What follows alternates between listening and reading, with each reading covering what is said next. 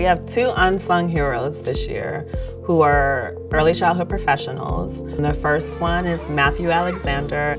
There aren't very many males in this sector, Black men who are working with children.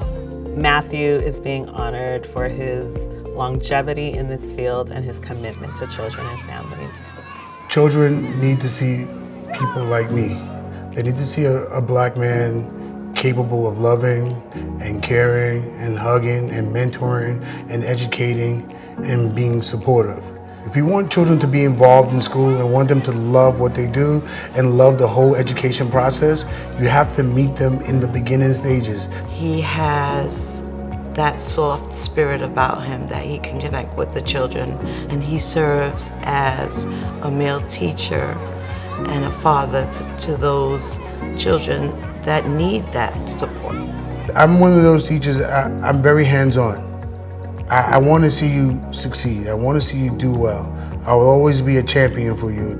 He's special because he's our gentle giant, and the families absolutely adore him. Mr. Mark is a fun teacher. Mr. Mark sometimes with the class. Daycare Council of New York supplies the support, the encouragement, and the motivation. And for that is all you really need to be really good at what you do. I never figured that I would be here right now knowing that there's an award. I don't want to get emotional, but it's one of those things that kind of catches you off guard. You have to give me a minute, man. You get acknowledged for doing work that you're supposed to do. You gotta help the children.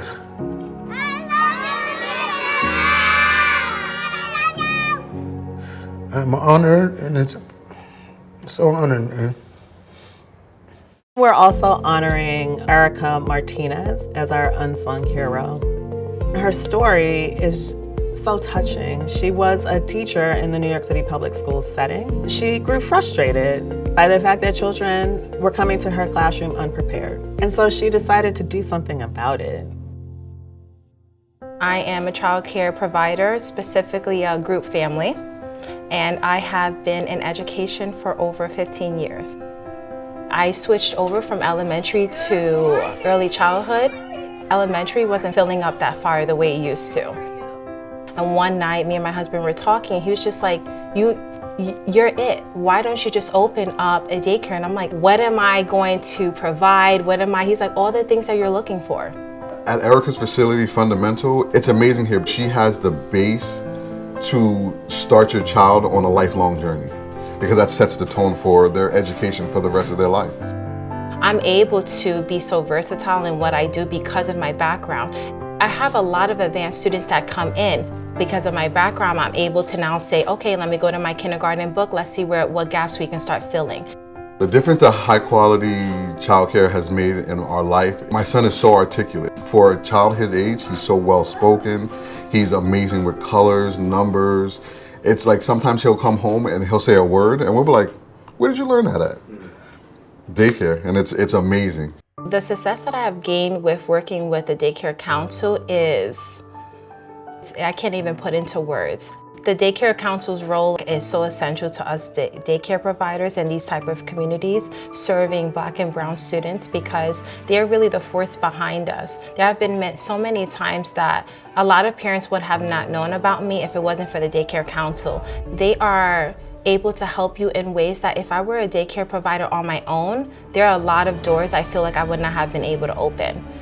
When I received the email that I was going to get this award, tears filled my eyes. This is just so beautiful, and I think that this is just the beginning of what Fundamental Daycare will be.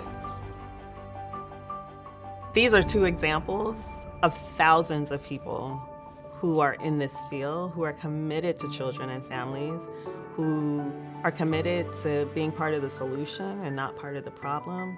And so for those reasons, we're highlighting them and their commitment to this sector.